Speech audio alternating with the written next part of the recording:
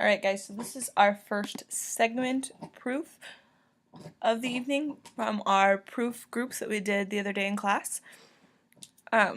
So just like every other proof, we should start with our given statements, and in this case we are given that LM is congruent to PN and that XM is congruent to XN. So we know this whole line and this whole line are congruent, and these two sections here are congruent. And we are asked to show that our two smaller segments are congruent to each other.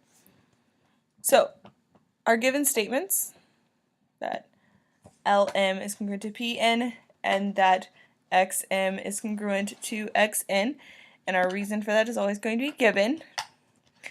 Now if we want to use addition, subtraction, multiplication, or division, we need to go from congruence to equality.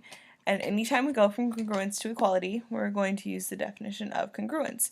So if you're not sure where to go, you should probably go here and go from there. So LM equals PN and XM equals XN. And so now we can substitute these values into any other equations that we have, and we can use addition, subtraction, multiplication, and division. So now we are going to go ahead and use segment addition so that we can set this up to say that LX, this small section, plus XM, which is this section, equals this whole section here. And we are going to say that PX plus XN equals PN, both by segment addition. And so I combine them into one step. Now, we've already said that LM equals PN. So we can take these two equations, because one equals LN, M, and one equals PN, and we can set them equal to each other. And we can do that by substitution. So now we're at a spot where you can think about all of these segments as just being variables. And we don't have any common variables on both sides at this time, but ultimately we want LX on this side and we want PX on this side.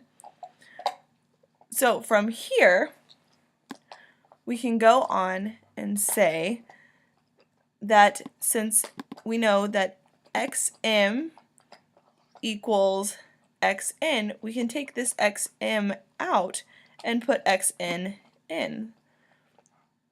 So now we have that LX plus XN equals PX plus XN, again by substitution. So now we have common variable, or we have the same variable on both sides, if you are thinking about the fact that XN and XN are the same variable. So we can subtract them from both sides, and we're left with the fact that LX equals PX, which is by subtraction. Now, it would be really easy to stop here, but this isn't exactly what we were asked to show. We were asked to show that LX is congruent to PX. So we need to go ahead and state that LX is congruent to PX by the definition of congruence again, and now we're done with our proof.